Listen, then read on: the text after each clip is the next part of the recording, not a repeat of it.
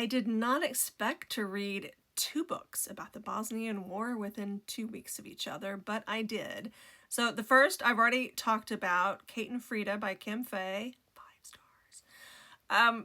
And then last week I read The Quiet Librarian by Eskens, and I really liked it. I gave it 4 stars. This is a historical fiction book. It has a dual timeline. One part of the book is set in the Bosnian War in the early 90s, and the modern timeline is set in Minnesota, in Farmington, Minnesota, which is like not that far from me, and St. Paul, okay, which is also not far from me. The plot revolves around Nora growing up in Bosnia in the war and her experience there, but then also as a librarian in Minnesota, where she tries not to make any waves. She just tries to live her life until one day she receives a visit from a St. Paul police officer who is investigating the offing of her best friend from Bosnia, and things go from there. And we learn more and more about how Nura survived and how Hannah has survived.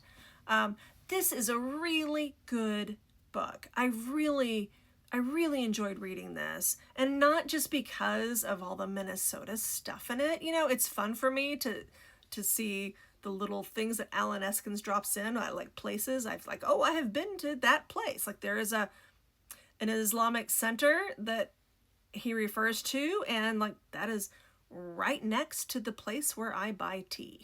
Okay, so it's just on a very micro level, I enjoy that.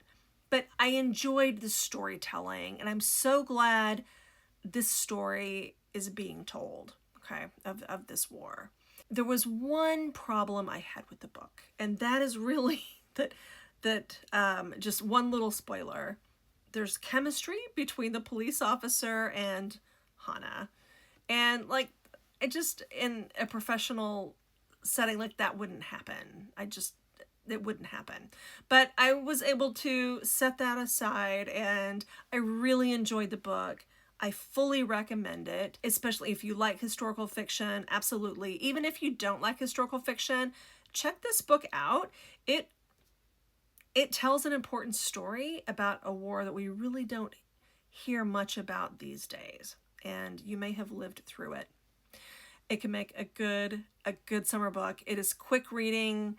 I did audio for part of it, and the audio was really good too. So, The Quiet Librarian by Alan Eskens. Check it out.